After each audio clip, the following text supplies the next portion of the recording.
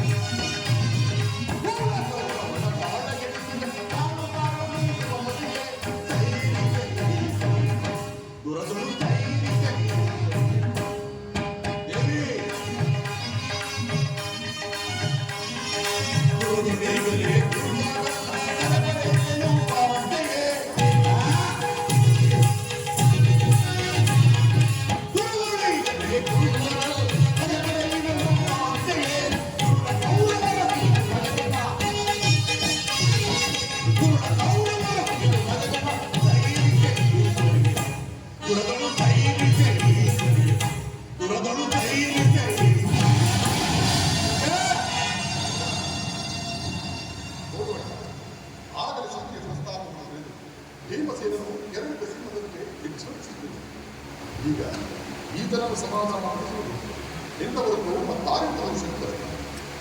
ಈ ಸಾರಿ ಈತನ ಕೋಪಕ್ಕೆ ದ್ರೌಪದಿಯೇ ಕಾರಣ ಎಂದು ತೋರುತ್ತಿರುವುದು. ಶ್ರೀಕೃಷ್ಣ ಪರಮಾತ್ಮರು ಹೇಳುತ್ತಿದ್ದರು, ಜಗತ್ತಿನ ಸುಖ ದುಃಖಗಳಿಗೆಲ್ಲ ಸ್ತ್ರೀಯರೇ ಮೂಲ ಕಾರಣಗಳು. ಅರ್ಜುನ, ಆ ಕೌರವರೊಡನೆ ಯುದ್ಧ ಮಾಡುವುದಕ್ಕಿಂತ ಈ ನನ್ನ ಸಹೋದರನ್ನು ಸಮಾಧಾನಪಡಿಸಲು ನನಗೊಂದು ಸಾರಿ ಉತ್ಸಾಹವೆನಿಸುವುದು. ಸಹೋದರ ಭೀಮಸೇನ, ನನ್ನಲ್ಲಿ ಕೋಪಬೇಕಲ್ಲ. ಸಮಾಚಾರವೇ ಅಣ್ಣನೇಗೆ ಸಿಟ್ಟಾಗಿರುವನು? ಈ ನನ್ನ ಬಿಚ್ಚಿದ ಬೆರಗುವುದೆನ್ನುವ ಪ್ರಶ್ನೆಗೆ ಉತ್ತರಿಸುತ್ತಿರಲಿಲ್ಲ. ಅಗ್ರಜ, ಸಮಯಕ್ಕೆ ಸರಿಯಾಗಿ ಬಂದೆ. ನನಗೆ ಯಾರಲ್ಲಿಯೂ ಕೋಪವಿಲ್ಲ. ಅರ್ಜುನ ಮುಖಾಂತರ ನಿನಗೊಂದು ಮಾತನ್ನು ತಿಳಿಸಬೇಕೆಂದು ಅದನ್ನು ಈ ದಿನ ನಿಮ್ಮೇವರ ಸಮ್ಮುಖದಲ್ಲಿ ಹೇಳಿಬಿಡಬೇಕು. ಈ ಸತ್ಯ ಪ್ರಸ್ತಾಪವು ನಿನಗೆ ಉಚಿತವಾಗಿ ಕಾಣಬಹುದು. ಅರ್ಜುನನು ಅನುಮೋದಿಸಬಹುದು, ನಕಲ ಸಹದೇವರು ಸುಮ್ಮನಿರಬಹುದು. ಆದರೆ ಈ ದಾಸ್ಯ ವೃತ್ತಿಯು ಪಾಂಡವರ ಕಳಂಕವೆಂದು ನಾನು ಭಾವಿಸಿರುವೆ. ದರಿದ್ರ ಭಿಕ್ಷುಕರಂತೆ ಕಂಡವರ ಮನೆಯ ಭಾಗದಲ್ಲಿ ಸಂಧಿಯಾಚರಣೆ ಮಾಡಲು ಆ ಪಾಂಡುರಾಜೇಂದ್ರನು ನಮ್ಮನ್ನು ಪುತ್ರರನ್ನಾಗಿ ಪಡೆಯಲಿಲ್ಲ. ಈ ಅಪಮಾನವು ನಿಮಗೆ ಸಹ್ಯವಾಗಿ ಕಾಣಬಹುದು. ಆದರೆ ನಾನದು ಗಳಿಗೆಗಳು ಸಹಿಸುವುದಿಲ್ಲ. ಯುದ್ಧಕ್ಕಾಗಿ ನಿನ್ನ ಅನುಮತಿಯನ್ನಾಗಲಿ ಅರ್ಜುನನ ಸಹಾಯವನ್ನಾಗಲಿ ನಾನು ಅಪೇಕ್ಷಿಸುವುದಿಲ್ಲ. ನಾನು ಮತ್ತು ಇವೆರಡೇ ಆ ಕುರುಕುಲವನ್ನು ನೀವು ನಿಶ್ಚಿತರಾಗಿ ಸಂಧಿ ಪ್ರಸ್ತಾಪವನ್ನು ಮಾಡುತ್ತೀನಿ. ನಾನು ನನ್ನ ಪ್ರತಿಜ್ಞೆಯಲ್ಲಿ ನಡೆಯುತ್ತೇನೆ. ಭೀಮಸೇನ,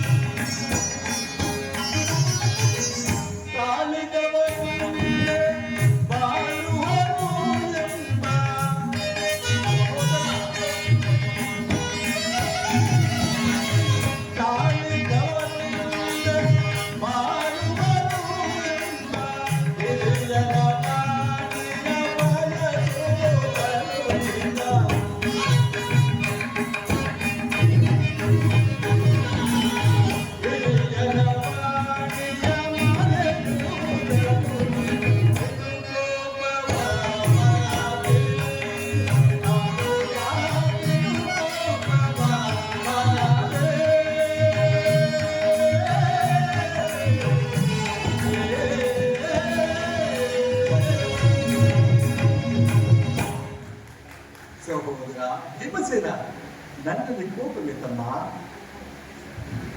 ನಿನ್ನ ಕೋಪವನ್ನು ತಡೆಯುವ ಶಕ್ತಿಯು ನನ್ನಲ್ಲಿಲ್ಲ. ಕೋಪ ಮಾಡಬೇಡ. ಅಗ್ರಜರು ನಮ್ಮೆಲ್ಲರಿಗೂ ಹಿರಿಯರು. ಆತನ ಇಷ್ಟಕ್ಕೆ ವಿರುದ್ಧವಾಗಿ ನಾವು ಯುದ್ಧವನ್ನು ನಿರ್ವಹಿಸಿದರೆ ನಮ್ಮ ಅಧಿಕಾರಕ್ಕಾಗಿ ನಾವೇ ದುಃಖಿಸಬೇಕಾಗಿದೆ. ನೀವೇನು ಹೇಳುವೆ ಪಾಂಚಾಲಿ?